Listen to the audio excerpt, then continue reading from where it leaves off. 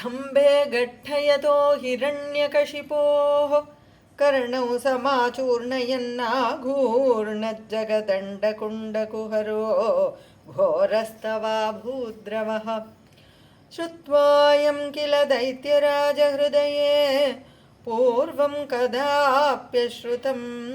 कम्पः कश्चन सम्पपात चलितोऽप्यम्भोजभूर्विष्टरात् दैत्ये दिक्षु विसृष्टचक्षुषि महासम्भ्रमिणि स्तम्भतः सम्भूतं न मृगात्मकं न मनुजाकारं वपुस्ते विभो किं किं भीषणमेतदद्भुतमिति व्युद्भ्रान्तचित्ते सुरे विस्फूर्जद्दवलोग्ररोमविकसद्वर्ष्मा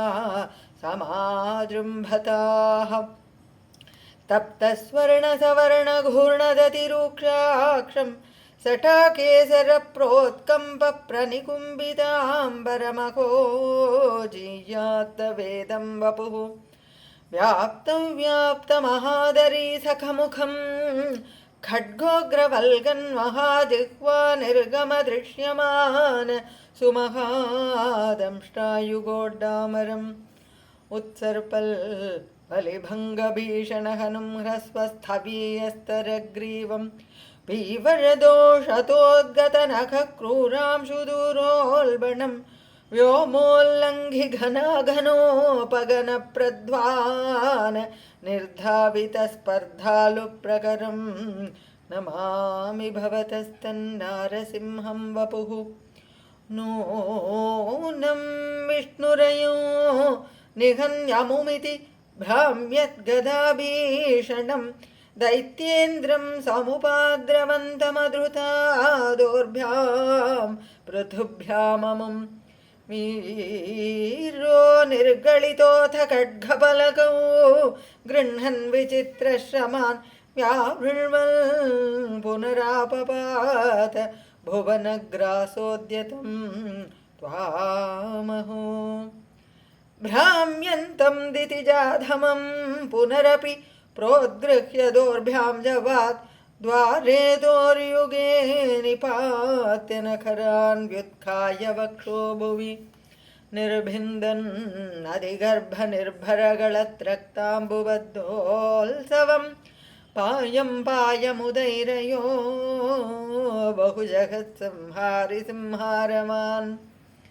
त्यक्त्वा तं हतमाशुरक्तलहरीसिक्तोन्नमद्वर्ष्मिणि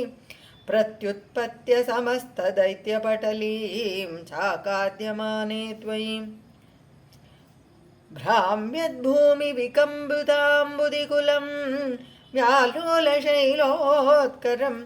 प्रोत्सर्पत्खचरं चराचरमहो दुःस्थामवस्थां दधौ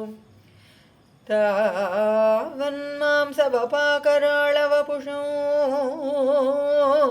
घोरान्ध्रमालाधरं त्वां मध्ये सभमिद्धरोषमुषितं दुर्वारगुर्वारवम् अभ्येतुं न शशाक कोऽपि भुवने दूरे स्थिताभीरव सर्वे शर्वविरिञ्च वासवमुखाः प्रत्येकमस्तोषतम् भूयोऽप्यक्षतरोषधाम्नि भवति ब्रह्माज्ञया बालके प्रह्लादे पदयोर्नमत्यपभये कारुण्यभाराकुल शान्तस्त्वं करमस्य मूर्ध्नि समधाः स्तोत्रैरथोद्घायत तस्या कामधियोऽपि ते निथवरं लोकाय चानुग्रहम् एवं नाटितरौद्रचेष्टितविभो श्रीतापनीयाभिध श्रुत्यन्तस्फुटगीतसर्वमहिमन् अत्यन्तशुद्धाकृतें तत्तादृङ् निखिलोत्तरं पुनरहो कस्त्वां परो लङ्घयेत् प्रह्लादप्रिय हे मरुत्पुरपते